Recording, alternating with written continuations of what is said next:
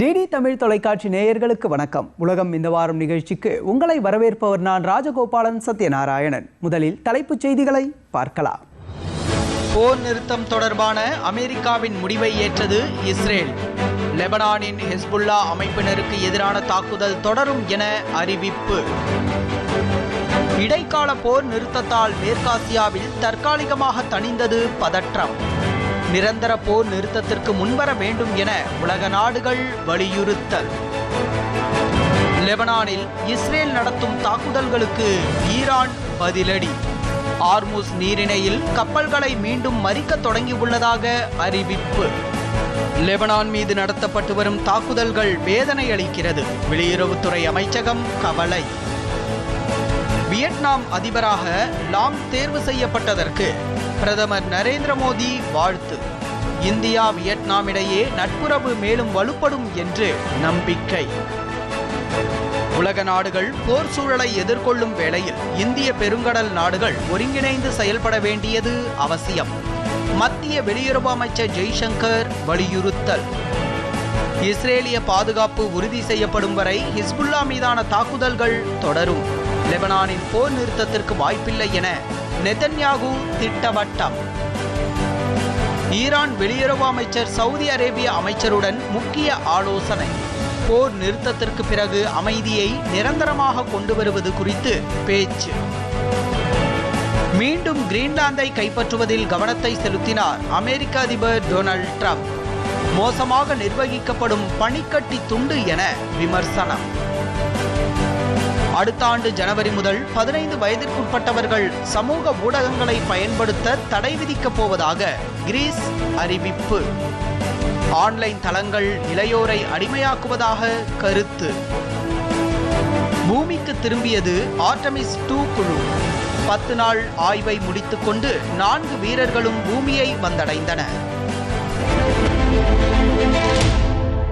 அமெரிக்காவிற்கும் ஈரானுக்கும் இடையே 2 வார காலம் போர் நிறுத்தத்திற்கு அமெரிக்க அதிபர் டொனால்ட் ட்ரம்ப் ஒப்புதல் அளித்துள்ளார். இது தொடர்பாக அவர் வெளியிட்டுள்ள சமூக ஊடக பதிவில் இரு தரப்பினரும் போர் நிறுத்தத்திற்கு ஒப்புக்கொள்ள வேண்டும் என்று வலியுறுத்தியுள்ளார்.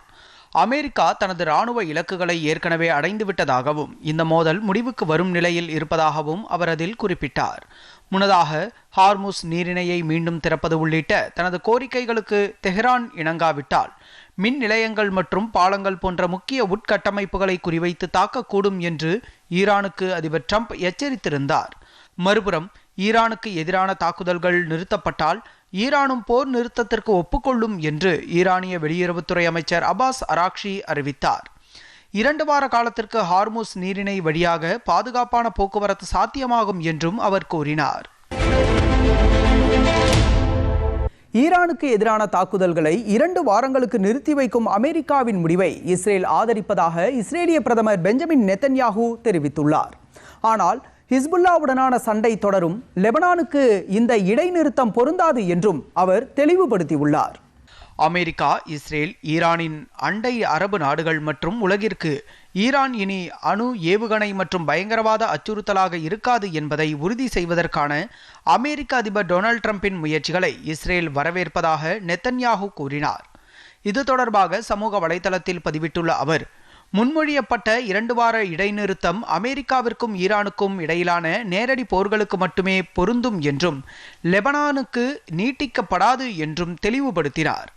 தெற்கு லெபனானில் உள்ள ஹிஸ்புல்லா நிலைகள் மீது இஸ்ரேலிய படைகள் தொடர்ந்து நடவடிக்கைகளை மேற்கொண்டு வருகின்றன. இஸ்ரேலிய இலக்குகள் மீது குறைந்த அளவிலான பதிலடி தாக்குதல்களை நடத்தியதாகவும் ஹிஸ்புல்லா கூறியுள்ளது. எந்த ஒரு நீடித்த போர் நிறுத்தமும் லெபனானில் இஸ்ரேலிய நடவடிக்கைகளை நிறுத்துவதை உள்ளடக்கியதாக இருக்க வேண்டும் என்று ஈரான் தொடர்ந்து வலியுறுத்தி வருகிறது. ஈரான் அமெரிக்கா இடையே ஏற்பட்ட போர் நிறுத்த ஒப்பந்தத்திற்கு இந்தியா வரவேற்பு தெரிவித்துள்ளது. ஈரான், அமெரிக்கா, இஸ்ரேல் இடையே 39 நாட்களாக போர் நடைபெற்று வந்தது. இந்த போரை முடிவுக்கு கொண்டுவர பல்வேறு தரப்பினரும் முயற்சிகள் மேற்கொண்டனர். எனினும் போர் முடிவுக்கு வரவில்லை. இந்நிலையில் ஈரானுடனான போரை 2 வாரங்களுக்கு ஒத்திவைப்பதாக அமெரிக்க அதிபர் டொனால்ட் ட்ரம்ப் அறிவித்தார். இந்நிலையில் இந்திய அரசு இந்த போர் நிறுத்த ஒப்பந்தத்தை வரவேற்றுள்ளது. இது தொடர்பாக வெளியுறவு அமைச்சகம் வெளியிட்டுள்ள அறிக்கையில் இதன் மூலம் மேற்காசியாவில் அமைதி திரும்பும் என நம்பிக்கை தெரிவித்தது. ஹார்முஸ் நீரிணை மீண்டும் திறக்கப்படுவதால் உலக அளவில் நீடித்து வந்த பிரச்சினைக்கு தீர்வு கொடுக்கும் என்றும் வெளியுறவுத்துறை கூறியுள்ளது. தொடர்ந்து இரு தரப்பினரும் பேச்சுவார்த்தை நடத்தி அமைதியான முறையில் பிரச்சினைக்கு தீர்வு காண வேண்டும் என்றும் இந்திய அரசு அறிவுறுத்தியுள்ளது. இதனிடையே தில்லியில் செய்தியாளர்களிடம் பேசிய வெளியுறவுத்துறை செய்தி தொடர்பாளர் ரந்தீர் ஜெய்ஸ்வால் இரு நாடுகளும் எடுத்த முடிவுகள் மூலம் நிச்சயம் அமைதி திரும்பும் என நம்பிக்கை தெரிவித்தார். We welcome the ceasefire reached and hope that it will lead to a lasting peace in West Asia. As we have continuously advocated earlier, de-escalation, dialogue and diplomacy are essential to bring an early end to the ongoing conflict. The conflict has already caused immense suffering to people and disrupted global energy supply and trade networks. We expect that unimpeded freedom of navigation and global flow of commerce would prevail through the Strait of Hormuz. In addition, I would also like to add, India has always been in favor of peace. We welcome all steps that lead to peace and stability. We hope that this development in West Asia will also encourage peace efforts in Ukraine. America Iran இடையே அறிவிக்கப்பட்டுள்ள 2 வார கால போர் நிறுத்த ஒப்பந்தத்திற்கு Pope Leo வரவேற்பு தெரிவித்திருக்கிறார். வாட்டிகனில் நடைபெற்ற வாராந்திர பொதுக்கூட்டத்தில் உரையாற்றிய போப் அதிபர் ட்ரம்ப் ஈரானுக்கு எதிராக விடுத்த மிரட்டல் ஏற்றுக்கொள்ள முடியாதது என்று கண்டித்தார். பேச்சுவார்த்தை மூலம் மட்டுமே இந்த பிராந்திய மோதலுக்கு நிரந்தர தீர்வு காண முடியும் என்று வலியுறுத்தினார். மத்திய கிழக்கில் நிலவும் பெரும் பதற்றங்களுக்கு மத்தியில் இந்த தற்காலிக அமைதி மகிழ்ச்சி அளிப்பதாக குறிப்பிட்ட போப் அமெரிக்க இஸ்ரேலிய படைகளுக்கும் ஈரானுக்கும் இடையிலான இந்த போர் முழுமையாக முடிவுக்கு வர தொடர் பேச்சுவார்த்தைகள் அவசியம் என்றும் வலியுறுத்தினார். லெபனான் மீது இஸ்ரேல் நடத்திய வான்வழி தாக்குதல்களில் 182 பேர் உயிரிழந்துள்ளதாக அந்நாட்டு சுகாதார அமைச்சகம் தெரிவித்துள்ளது. இஸ்ரேல் ஹிஸ்புல்லா மோதல் தொடங்கியதிலிருந்து ஒரே நாளில் பதிவான அதிகபட்ச உயிரிழப்பு எண்ணிக்கை இதுவாகும். அமெரிக்கா மற்றும் ஈரான் இடையே போர் நிறுத்த ஒப்பந்தம் எட்டப்பட்ட நிலையிலும் லெபனான் அந்த ஒப்பந்தத்தின் வரம்பிற்குள் வராது என இஸ்ரேலும் அமெரிக்காவும் கூறி வருவதால் பெய்ரூட் உள்ளிட்ட பகுதிகளில் தாக்குதல்கள் தீவிரமடைந்தன. கடந்த 5 வாரங்களில் மட்டும் லெபனானில் பலியானோரின் எண்ணிக்கை 1739 உயர்ந்துள்ளதோடு 5873 பேர் காயமடைந்துள்ளனர். போர் நிறுத்தத்தின் ஒரு பகுதியாக அனைத்து முனைகளிலும் போர் நிறுத்தப்பட வேண்டும் என்பது ஈரானின் நிலைப்பாடாக உள்ளது குறிப்பிடத்தக்கது. லெபனான் மீது நடத்தப்பட்டு வரும் தாக்குதல்கள் வேதனை அளிப்பதாக இந்திய வெளியுறவுத்துறை தெரிவித்துள்ளது. புதுதில்லியில் செய்தியாளர்களிடம் பேசிய வெளியுறவுத்துறை செய்தி தொடர்பாளர் ரந்தீர் ஜெய்ஸ்வால் அப்பாவி பொதுமக்கள் மீது தாக்குதல் நடத்தப்படுவது ஆழ்ந்த கவலை அளிப்பதாக கூறினார். லெபனானின் அமைதி மற்றும் பாதுகாப்பு ஆகியவற்றில் அக்கறை கொண்டுள்ள ஐக்கிய நாடுகள் சபையில் இடம்பெற்றுள்ள இந்தியா இந்த தாக்குதலுக்கு கண்டனம் தெரிவிப்பதாகவும் அவர் குறிப்பிட்டார். பொதுமக்களின் முழுமையான பாதுகாப்பை இந்தியா எப்போதும் வலியுறுத்தி வருவதாக கூறியுள்ள ஜெய்ஸ்வால் லெபனானில் உள்ள இந்திய சமூகத்தினர் பாதுகாப்புடன் இருப்பதாகவும் தெரிவித்தார். அமெரிக்காவுடனான போர் நிறுத்த ஒப்பந்தத்தின் கீழ் ஹார்முஸ் நீரிணையை திறக்க ஒப்புக்கொண்ட ஈரான் சில மணி நேரங்களிலேயே தனது நிலைப்பாட்டை மாற்றிக்கொண்டு மீண்டும் கப்பல்களை மறிக்க தொடங்கியுள்ளது. லெபனானின் ஹிஸ்புல்லா அமைப்பினர் மீது இஸ்ரேல் நடத்திய தாக்குதல்களுக்கு பதிலடியாக இந்த நடவடிக்கை எடுக்கப்பட்டுள்ளதாக ஈரான் அறிவித்துள்ளது. லெபனானின் பகுதி இந்த போர் நிறுத்த ஒப்பந்தத்தில் சேராது என்று அமெரிக்க அதிபர் டொனால்ட் ட்ரம்ப் தெளிவுபடுத்தியிருந்த நிலையிலும் தனது அனுமதியின்றி ஹார்முஸ் நீரிணையை கடக்கும் கப்பல்களை முடக்குவோம் என ஈரான் எச்சரித்துள்ளது. இதனால் மேற்காசியாவில் மீண்டும் பதற்றம் அதிகரித்துள்ளது. மேற்காசியாவில் பதற்றமான சூழல் நிலவி வரும் வேளையில் ஹார்முஸ் நீரிணை வழியாக எண்ணெய் கப்பல்கள் செல்வதை அனுமதிப்பதில் ஈரான் உடன்படிக்கையை மீறி மிகவும் மோசமாக செயல்படுவதாக அமெரிக்க அதிபர் டொனால்ட் ட்ரம்ப் தனது ட்ரூத் சோஷியல் பதிவில் கடுமையாக குற்றம் சாட்டியுள்ளார். ஈரானின் இந்த நடவடிக்கை கௌரவமற்றது என்று விமர்சித்துள்ள அவர் தற்போதைய போர் நிறுத்த ஒப்பந்தத்தின் கீழ் ஒப்புக்கொள்ளப்பட்ட விதிமுறைகளை ஈரான் கடைபிடிக்கவில்லை என்பதையும் சுட்டிக்காட்டியுள்ளார். சர்வதேச எரிசக்தி விநியோகத்தில் முக்கிய பங்கு வகிக்கும் இந்த நீர்வழி பாதையில் ஈரான் தன்னிச்சையாக கட்டணம் வசூலிப்பதாக வரும் செய்திகளுக்கு மத்தியில் ட்ரம்பின் இந்த எச்சரிக்கை அமெரிக்க ஈரான் இடையே மீண்டும் ஒரு நெருக்கடியை ஏற்படுத்தியுள்ளது குறிப்பிடத்தக்கது. போர் நிறுத்தத்திற்கு மத்தியில் குவைத் மீது ஈரான் ஆளில்லா விமான தாக்குதல்களை நடத்தியுள்ளதாக குற்றச்சாட்டு எழுந்துள்ளது. குவைத்தின் முக்கிய இடங்களை குறிவைத்து இந்த தாக்குதல் நடத்தப்பட்டதாக அந்நாட்டு வெளியுறவுத்துறை அமைச்சகம் தெரிவித்துள்ளது. சவுதி அரேபியாவும் முக்கிய உட்கட்டமைப்புகளுக்கு சேதம் ஏற்பட்டுள்ளதாக தெரிவித்துள்ளது. சமீபத்தில் நடந்த ஒரு தாக்குதலில் நாட்டின் முக்கியமான கிழக்கு மேற்கு குழாய் வழி பாதித்துள்ளது.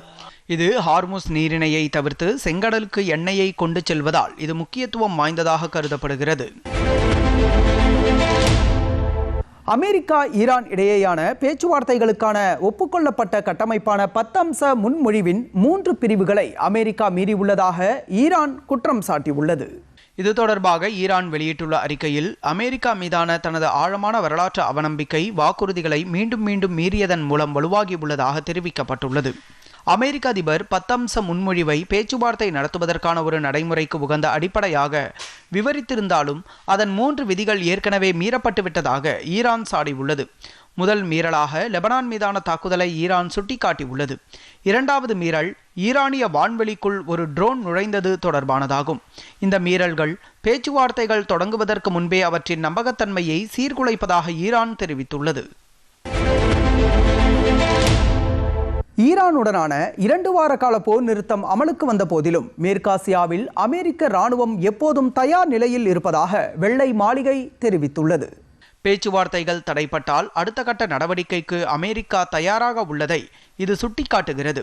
பேச்சுவார்த்தைக்கான ஏற்பாடுகள் செய்யப்பட்டு வரும் நிலையில் அமெரிக்க படைகளை உடனடியாக குறைக்கும் திட்டம் எதுவும் இல்லை என அந்நாட்டு அதிகாரிகள் தெரிவித்துள்ளனர். அமெரிக்கா எப்போதும் ஒரு எச்சரிக்கையான அணுகுமுறையை கையாள்வதாக வெள்ளை மாளிகையின் ஊடக செயலாளர் கரோலின் லீவிட் தெரிவித்துள்ளார். இஸ்ரேலிய பாதுகாப்பு உறுதி செய்யப்படும் வரை ஹிஸ்புல்லா அமைப்பினர் மீதான தாக்குதல்கள் முழு வீச்சில் தொடரும் என்றும் லெபனானில் போர் நிறுத்தம் என்பதற்கு வாய்ப்பே இல்லை என்றும் அந்நாட்டு பிரதமர் பெஞ்சமின் நெத்தன்யாகு தெரிவித்தார். ஹிஸ்புல்லாவின் ஆயுதங்களை முற்றிலுமாக களைவது மற்றும் இரு நாடுகளுக்கு இடையே வரலாற்று சிறப்புமிக்க அமைதி ஒப்பந்தத்தை எட்டுவது ஆகிய இலக்குகளை முன்வைத்து லெபனான் அரசுடன் பேச்சுவார்த்தைகளை தொடங்க அவர் அமைச்சரவைக்கு உத்தரவிட்டுள்ள அதே வேளையில் அந்நாட்டிற்கு எதிரான பாதுகாப்பு படைகளின் நடவடிக்கை தொடரும் என்று தெரிவித்துள்ளார். இதனைத் தொடர்ந்து இஸ்ரேல் பாதுகாப்பு படைகள் லெபனானில் உள்ள ஹிஸ்புல்லா ஏவுதளங்களை குறிவைத்து தீவிரமான வான்வழி தாக்குதல்களை தொடுத்து வருவதால் மேற்காசியாவில் தொடர்ந்து பதற்றம் நீடித்து வருகின்றது. அமெரிக்கா ஈரான் இடையேயான போர் முடிவுக்கு வருவதற்கான பேச்சுவார்த்தை பாகிஸ்தானில் தொடங்கியுள்ளது. மேற்காசியாவில் நிலவி வரும் போர் பதற்றத்தை தணிக்கும் நோக்கில் சமரச பேச்சுவார்த்தைக்காக அமெரிக்க துணை அதிபர் ஜேடி வான்ஸ் பாகிஸ்தான் புறப்பட்டு சென்றார். இஸ்லாமாபாத்தில் நடைபெறும் இந்த பேச்சுவார்த்தைக்காக சென்ற அவர் அமெரிக்காவை வைத்து விளையாட வேண்டாம் என்று ஈரானுக்கு கடுமையான எச்சரிக்கை விடுத்தார். இந்த பேச்சுவார்த்தைகளை எவ்வாறு முன்னெடுக்க வேண்டும் என்பது குறித்து அமெரிக்க அதிபர் தங்களுக்கு தெளிவான வழிகாட்டுதல்களை வழங்கியுள்ளதாகவும் குறிப்பிட்டார். இதனிடையே பாகிஸ்தான் பிரதமர் ஷெபாஸ் ஷெரீப் நாட்டு மக்களுக்கு ஆற்றிய தொலைக்காட்சி உரையில் இந்த பேச்சுவார்த்தைகள் இரு தரப்பினருக்கும் இடையிலான வாழ்வா சாபா தருணம் என்பதை சுட்டிக்காட்டினார். ஈரான் போரில் அமெரிக்காவிற்கு ஆதரவு தெரிவிக்காத பசிபிக் நட்பு நாடுகளை அந்நாட்டு அதிபர் டொனால்ட் ட்ரம்ப் கடுமையாக சாடினார். இது தொடர்பாக செய்தியாளர்களிடம் பேசிய அவர் ஈரானுக்கு எதிரான அமெரிக்காவின் தாக்குதல் நடவடிக்கைகளுக்கு உதவ நேட்டோ நட்பு நாடுகள் தயக்கம் காட்டுவதாக குற்றம் சாட்டினார். தென்கொரியா, ஆஸ்திரேலியா மற்றும் ஜப்பான் ஆகிய நாடுகள் அமெரிக்காவிற்கு உதவ முன்வரவில்லை என்றும் அவர் குறிப்பிட்டார். மேலும் வடகொரியாவிடமிருந்து பாதுகாக்க ஜப்பானுக்கு 50,000 வீரர்களையும் தென்கொரியாவிற்கு 45,000 வீரர்களையும் அமெரிக்கா அனுப்பியுள்ளதாக ட்ரம்ப் கூறினார். ஈரான் அமெரிக்கா இடையே போர் நிறுத்த ஒப்பந்தம் ஏற்பட்டுள்ள நிலையில் சவுதி அரேபியா மற்றும் ஈரான் வெளியுறவுத்துறை அமைச்சர்கள் முக்கிய ஆலோசனை நடத்தியுள்ளனர். போரால் ஏற்பட்டுள்ள பாதிப்புகள் மற்றும் இனி எடுக்கப்பட வேண்டிய நடவடிக்கைகள் குறித்து ஈரான் மற்றும் சவுதி அரேபிய வெளியுறவுத்துறை அமைச்சர்கள் முக்கிய ஆலோசனை மேற்கொண்டனர். சவுதி வெளியுறவுத்துறை அமைச்சரை தொலைபேசி மூலம் தொடர்பு கொண்ட ஈரான் வெளியுறவு அமைச்சர் மேற்காசியாவில் பதற்றத்தை தணிப்பது குறித்தும் பாதுகாப்பை உறுதிப்படுத்துவது குறித்தும் விவாதித்தார். ஈரானின் இஸ்லாமிய புரட்சிகர காவல்படை உளவு அமைப்பின் தலைவர் மசித் காதேமி அமெரிக்க இஸ்ரேலிய கூட்டுப்படைகள் நடத்திய ஏவுகணை தாக்குதலில் கொல்லப்பட்டதாக ஈரான் அரசு ஊடகங்கள் அதிகாரப்பூர்வமாக அறிவித்துள்ளன. கடந்த 2025ஆம் ஆண்டு இதே போன்றதொரு தாக்குதலில் முந்தைய உளவு பிரிவு தலைவர் முகமது காசமி கொல்லப்பட்டதை தொடர்ந்து இப்பொறுப்பை ஏற்றுக்கொண்ட காதேமி ஈரானின் மிக சக்தி வாய்ந்த பாதுகாப்பு அமைப்புகளில் ஒன்றான IRGCயில் பல ஆண்டுகளாக உளவு மற்றும் எதிர் உளவுத்துறையில் முக்கிய பங்காற்றியவர் என்பது குறிப்பிடத்தக்கது. சவுதி அரேபியாவின் கிழக்கு பிராந்தியத்தை நோக்கி ஏவப்பட்ட 7 பாலிஸ்டிக் ஏவுகணைகளை இடைமறித்து அழித்ததாக சவுதி அரேபியா தெரிவித்துள்ளது. சவுதி அரேபியாவை நோக்கி ஏவப்பட்ட இந்த ஏவுகணை மற்றும் ட்ரோன் தாக்குதலால் அந்நாட்டில் உள்ள உலகின் மிகப்பெரிய பெட்ரோலிய வேதியியல் மையங்களில் ஒன்றான அல் ஜுபைலில் பெரும் தீ விபத்து ஏற்பட்டது. இதனையடுத்து தகவல் அறிந்து வந்த மீட்பு படையினர் தீயை அணைக்கும் பணியில் ஈடுபட்டனர். அப்போது அப்பகுதி முழுவதும் கரும்புகை சூழ்ந்து எரிசக்தி நிலையங்களுக்கு அருகில் அதன் சிதறல்கள் காணப்பட்டதாக தெரிவிக்கப்பட்டுள்ளது. இதனால் ஏற்பட்ட சேதங்களின் விவரங்களை மதிப்பிடுவதற்கான பணிகள் நடைபெற்று வருவதாக சவுதி பாதுகாப்பு அமைச்சகம் கூறியுள்ளது. எரிசக்தி உட்கட்டமைப்புகள் மீதான தாக்குதல்கள் பிராந்திய அளவில் பதற்றத்தை அதிகரிக்கும் அச்சத்தை ஏற்படுத்தியுள்ளது. மேலும் பிராந்தியத்தில் எரிசக்தி பாதுகாப்பு குறித்த கவலைகளையும் தீவிரப்படுத்தியுள்ளது. ஈஸ்டர் பண்டிகையை முன்னிட்டு உக்ரைனில் 32 மணி நேர போர் நிறுத்தத்தை ரஷ்ய அதிபர் விளாடிமிர் புட்டின் அறிவித்தார். முன்னதாக விடுமுறையை கடைபிடிப்பதற்காக மோதலை நிறுத்தி வைக்குமாறு உக்ரைன் அதிபர் ஜெலன்ஸ்கி கேட்டுக்கொண்டிருந்தார். இந்நிலையில் சனிக்கிழமை தொடங்கி ஞாயிற்றுக்கிழமை இறுதி வரை போர் நிறுத்தத்தை கடைபிடிக்குமாறு ரஷ்ய படைகளுக்கு அதிபர் புட்டின் உத்தரவிட்டார். போர் பாதித்த காசா பகுதியிலிருந்து மருத்துவ ரீதியாக நோயாளிகளை வெளியேற்றும் பணிகளுக்கு உலக சுகாதார அமைப்பு தற்காலிக தடை விதித்துள்ளது. இது தொடர்பாக வெளியிடப்பட்டுள்ள அறிக்கையில் ஐக்கிய நாடுகள் சபையின் முகமை ஒன்றால் பணியமர்த்தப்பட்ட ஊழியர் ஒருவர் பாதுகாப்பு தொடர்பான ஒரு சம்பவத்தில் கொல்லப்பட்டதை தொடர்ந்து இந்த நடவடிக்கை மேற்கொள்ளப்பட்டதாக உலக சுகாதார அமைப்பின் தலைவர் டெட்ராஸ் அதானோம் தெரிவித்துள்ளார். அமைதியின் முக்கியத்துவம் குறித்து எடுத்துரைத்த அவர் பொதுமக்களின் பாதுகாப்பை உறுதி செய்யுமாறும் கேட்டுக்கொண்டார். கடந்த 2023ஆம் ஆண்டு அக்டோபர் முதல் காசா பகுதியில் 1700க்கும் மேற்பட்ட சுகாதார பணியாளர்கள் கொல்லப்பட்டுள்ளனர். மற்றொரு சம்பவத்தில் மத்திய காசாவில் இடம்பெயர்ந்த மக்களுக்கு புகலிடம் அளித்து வந்த ஒரு பள்ளிக்கு அருகே இஸ்ரேல் நடத்திய தாக்குதல்களில் 10 பேர் கொல்லப்பட்டதாகவும் பலர் காயமடைந்ததாகவும் தகவல்கள் தெரிவிக்கின்றன. மீண்டும் கிரீன்லாந்தை கைப்பற்றுவதில் கவனத்தை திருப்பியுள்ள அமெரிக்க அதிபர் டொனால்ட் ட்ரம்ப் மோசமாக நிர்வகிக்கப்படும் பனிக்கட்டி துண்டு என கிரீன்லாந்தை விமர்சித்துள்ளார். இந்த விவகாரம் குறித்து அதிபர் ட்ரம்ப் வெளியிட்ட சமூக ஊடக பதிவில் ஈரானுக்கு எதிரான போரின் போது நேட்டோ நாடுகள் அமெரிக்காவிற்கு உதவ முன்வராததை சுட்டிக்காட்டி கடும் கண்டனம் தெரிவித்தார். மேலும் கிரீன்லாந்தை நினைவு கூர்ந்துள்ள அவர் ஆர்க்டிக் பிராந்தியத்தின் மீதான தனது ஆர்வத்தை மீண்டும் வெளிப்படுத்தினார். அமெரிக்காவும் ஈரானும் 10 அம்ச திட்டத்தின் பேரில் தற்காலிக போர் நிறுத்தத்தை எட்டியதை தொடர்ந்து இது நிகழ்ந்துள்ளது. ஈராக்கில் கடத்தப்பட்ட அமெரிக்க பத்திரிகையாளர் ஷெல்லி கிட்டில்சன் விடுவிக்கப்பட்டிருப்பதாக அமெரிக்க வெளியுறவு அமைச்சர் மார்கோ ரூபியோ தெரிவித்துள்ளார். இது தொடர்பாக அவர் வெளியிட்டுள்ள சமூக ஊடக பதிவில் ஈராக்கில் இருந்து கிட்டில்சன் வெளியேறுவதை உறுதி செய்வதற்கான நடவடிக்கைகளில் தாங்கள் ஈடுபட்டு வருவதாக தெரிவித்துள்ளார்.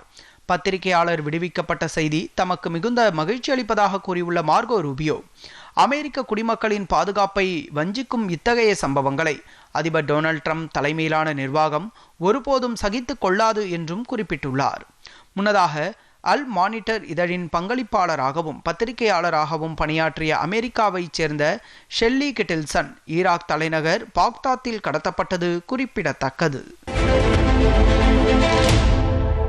வியட்நாம் அதிபராக லாம் தேர்வு செய்யப்பட்டதற்கு பிரதமர் நரேந்திர மோடி வாழ்த்து தெரிவித்துள்ளார். இது தொடர்பாக பிரதமர் வெளியிட்ட சமூக வலைதள பதிவில் வியட்நாம் அதிபரின் பதவி காலத்தில் இந்தியா வியட்நாம் இடையே நட்புறவு மேலும் வலுப்படும் என்று நம்பிக்கை தெரிவித்தார். பல்வேறு துறைகளில் இரு நாடுகளும் நீடித்த உறவுகளை மேம்படுத்தி வருவதாக மகிழ்ச்சி தெரிவித்த பிரதமர் இனிவரும் காலங்களிலும் நல்ல உறவுகளை மேம்படுத்த விரும்புவதாகவும் குறிப்பிட்டுள்ளார். இந்தியா ஆப்பிரிக்கா இடையேயான உறவுகளை மேம்படுத்துவது தொடர்பான ஆலோசனை கூட்டம் வெளியுறவுத்துறை அமைச்சர் ஜெய்சங்கர் தலைமையில் நடைபெற்றது. புதுதில்லியில் நடைபெற்ற இந்த கூட்டத்தில் ஆப்பிரிக்க நாடுகளுடன் வணிகம், முதலீடு உள்ளிட்ட பல்வேறு துறைகளில் மேம்படுத்தப்பட வேண்டிய உறவுகள் குறித்து ஆய்வு செய்யப்பட்டது. பாதுகாப்பு, கல்வி உள்ளிட்ட துறைகளில் ஒத்துழைப்புகளை வலுப்படுத்துவது குறித்தும் விவாதிக்கப்பட்டது. இந்தியாவிற்கும் மொரீஷியஸுக்கும் இடையிலான கூட்டாண்மை கடந்த ஆண்டில் குறிப்பிடத்தக்க முன்னேற்றத்தை கண்டுள்ளதாக வெளியுறவுத்துறை அமைச்சர் ஜெய்சங்கர் கூறியுள்ளார். 9வது இந்திய பெருங்கடல் மாநாட்டில் கலந்து கொள்வதற்காக மொரீஷியஸ் சென்ற அமைச்சர் ஜெய்சங்கர் போர்ட் லூயிஸில் மொரீஷியஸ் பிரதமர் நவீன் சந்திர ராம்கூலத்தை சந்தித்தார். இதுகுறித்து செய்தியாளர்களிடம் பேசிய அவர், கடல்சார் ஒத்துழைப்பு, வளர்ச்சி கூட்டாண்மை, சுகாதாரம், கல்வி, திறன் மேம்பாடு மற்றும் மக்கள் உறவுகள் உள்ளிட்ட பல்வேறு துறைகள் குறித்து விவாதிக்கப்பட்டதாக கூறினார். மொரீஷியஸின் வளர்ச்சி முன்னுரிமைகளுக்கு ஏற்ப இந்தியா தொடர்ந்து ஆதரவளிக்கும் என்பதை அவர் மீண்டும் வலியுறுத்தினார். இரு நாடுகளுக்கும் இடையிலான மேம்படுத்தப்பட்ட முக்கியத்துவம் வாய்ந்த கூட்டாண்மையை முன்னெடுத்துச் செல்வதற்கான ஆக்கப்பூர்வமான ஈடுபாடுகளை எதிர்நோக்குவதாகவும் அமைச்சர் ஜெய்சங்கர் குறிப்பிட்டுள்ளார். உலக நாடுகள் போர் சூழலை எதிர்கொண்டு வரும் வேளையில் இந்திய பெருங்கடல் பகுதியில் அமைந்துள்ள நாடுகள் ஒருங்கிணைந்து செயல்பட வேண்டியது அவசியம் என்று மத்திய வெளியுறவுத்துறை அமைச்சர் ஜெய்சங்கர் தெரிவித்துள்ளார். அரசுமுறை பயணமாக மொரீஷியஸ் சென்ற அவர் பல்வேறு நிகழ்ச்சிகளில் கலந்து கொண்டுள்ளார். அங்குள்ள ஜவஹர்லால் நேரு மருத்துவமனையில் சிறுநீரக மாற்று அறுவை சிகிச்சை பிரிவை திறந்து வைத்து ஜெய்சங்கர் உரையாற்றினார். அப்போது மொரீஷியஸின் நம்பகத்தன்மை மிக்க நட்பு நாடாக இந்தியா எப்போதும் துணை நிற்கும் என்றார். சிறுநீரக மாற்று அறுவை சிகிச்சை பிரிவு அமைக்கப்பட்டிருப்பது சிறுநீரகம் சார்ந்த பிரச்சனையால் பாதிக்கப்பட்டுள்ள நோயாளிகளுக்கு பெருமளவில் பலனளிக்கும் என்றும் நம்பிக்கை தெரிவித்தார். உலக நாடுகள் நிச்சயமற்ற சூழலை எதிர்கொள்ளும் நேரத்தில் இந்தியா மொரீஷியஸ் இடையேயான நட்புறவு முக்கியத்துவம் பெறுவதாகவும் ஜெய்சங்கர் தெரிவித்தார். The Indian Ocean, with all its promise and challenges, offers us an opportunity to demonstrate what such cooperation can actually achieve. By working together, we can ensure a free, stable, and prosperous Indian Ocean region. India remains fully committed to that endeavor. I thank you for your attention. அமெரிக்காவிற்கு பயணம் மேற்கொண்ட வெளியுறவுத்துறை செயலாளர் விக்ரம் மிஸ்ரி அந்நாட்டின் வெளியுறவுத்துறை அமைச்சர் Marco ரூபியோவை சந்தித்தார். வெள்ளை மாளிகையில் நடைபெற்ற இந்த சந்திப்பின் போது இரு தரப்பினரும் வர்த்தகம், அத்தியாவசிய கனிமங்கள், பாதுகாப்பு ஒத்துழைப்பு உள்ளிட்டவற்றிற்கு முக்கியத்துவம் அளித்து ஆய்வு செய்தனர். இந்த சந்திப்பில் கலந்து கொண்ட இந்தியாவிற்கான அமெரிக்க தூதர் செர்ஜியோ கோர் பேச்சுவார்த்தைகள் ஆக்கப்பூர்வமாகவும் தொலைநோக்குடையதாகவும் இருந்ததாக குறிப்பிட்டார். மேலும் மார்கோ ரூபியோ அடுத்த மாதம் இந்தியாவிற்கு வருவார் என்றும் அவர் தெரிவித்தார். முன்னதாக விக்ரம் மிஸ்ரி அமெரிக்க வெளியுறவுத்துறையின் அரசியல் விவகாரங்களுக்கான துணை செயலாளர் அலிசன் ஹூக்கரை சந்தித்தார். அப்போது இருவரும் கடந்த ஆண்டு நடைபெற்ற வெளியுறவு அலுவலக ஆலோசனைகளுக்கு பிறகு இருதரப்பு செயல் திட்டத்தில் ஏற்பட்டுள்ள முன்னேற்றத்தை ஆய்வு செய்தனர். மேலும் மேற்காசியாவில் ஏற்பட்டுள்ள பிராந்திய பிரச்சனைகள் குறித்தும் தங்களின் கருத்துக்களை பரிமாறிக்கொண்டனர். இந்தியாவுக்கான அமெரிக்க தூதர் செர்ஜியோ கோர் இரு நாடுகளுக்கும் இடையிலான உறவை அடுத்த கட்டத்திற்கு எடுத்துச் செல்லும் நோக்கில் வாஷிங்டனில் முக்கிய தலைவர்களை சந்தித்து பேசினார்.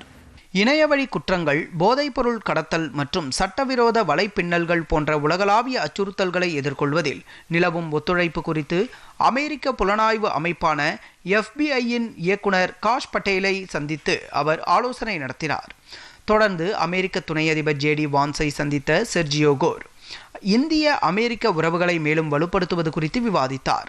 இது குறித்து பேசிய அவர், அதிபர் ட்ரம்ப் பிரதமர் நரேந்திர மோடியை தனது உண்மையான நண்பராக கருதுவதாகவும் இவர்களின் நட்பு இரு நாடுகளுக்கும் இடையிலான பிணைப்பை மேலும் வலுப்படுத்துவதாகவும் குறிப்பிட்டார். பாதுகாப்பு, எரிசக்தி, தொழில்நுட்பம் மற்றும் உட்கட்டமைப்பு ஆகிய முக்கிய துறைகளில் இரு நாடுகளும் இணைந்து செயல்படுவதன் மூலம் அமெரிக்க இந்திய கூட்டாண்மையை உலகளாவிய உறவாக மாற்றுவதே தனது இலக்கு என்றும் செர்ஜியோ கோர் திட்டவட்டமாக தெரிவித்தார்.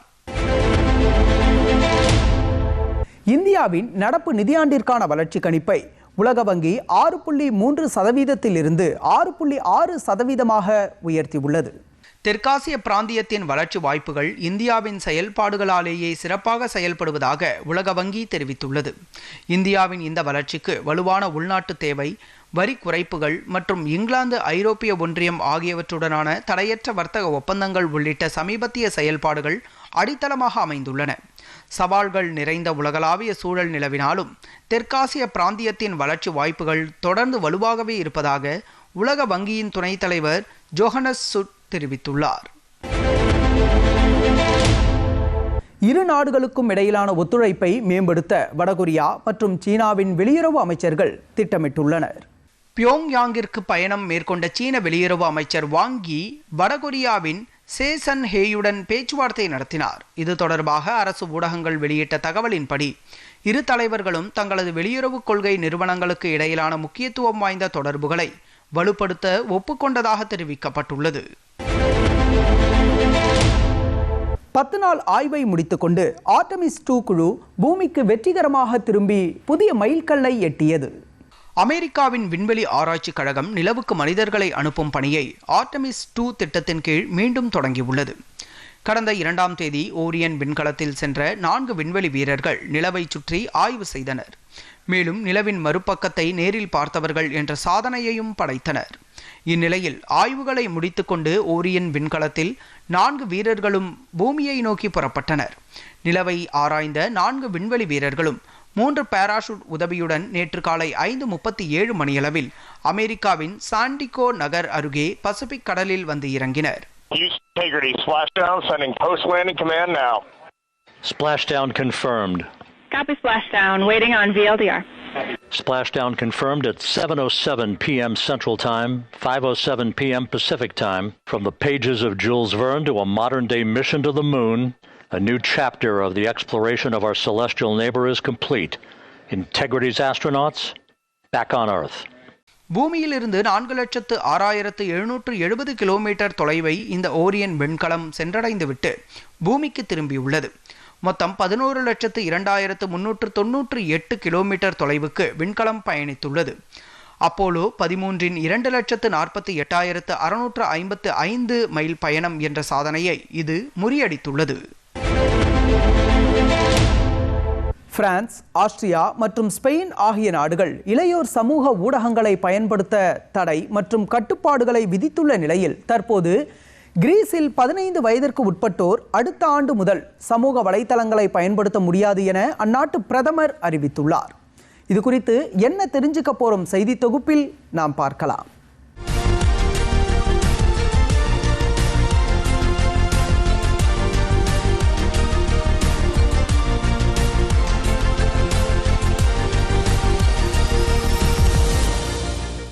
அடுத்த ஆண்டு ஜனவரி முதல் 15 வயதிற்குட்பட்ட குழந்தைகள் சமூக ஊடகங்களை பயன்படுத்த தடை விதிக்க இருப்பதாக கிரீஸ் அரசு அறிவித்துள்ளது.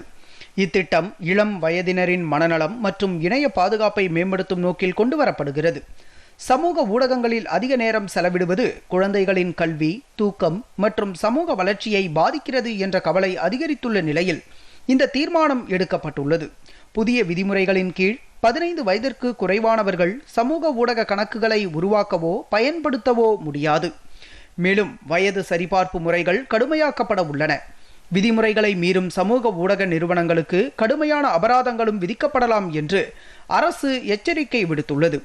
இந்த முடிவு குறித்து பெற்றோர் மற்றும் கல்வியாளர்கள் பலரும் வரவேற்பு தெரிவிக்கின்றனர். உலகம் முழுவதும் சிறுவர்கள் சமூக வலைத்தளங்களுக்கு அடிமையாவதிலிருந்து தடுக்க பல்வேறு நாடுகளும் பிரத்யேக முன்னெடுப்புகளை மேற்கொண்டு வரும் நிலையில் கிரீஸ் நாட்டில் ஏற்கனவே பள்ளிகளில் மாணவர்கள் மொபைல் போன் பயன்படுத்த முழுமையாக தடை விதிக்கப்பட்டுள்ளது. மேலும் 15 வயதினரின் திரை பயன்பாட்டை கட்டுப்படுத்த பிரத்யேக மென்பொருளையும் அந்நாட்டு அரசு உருவாக்கியுள்ளது குறிப்பிடத்தக்கது.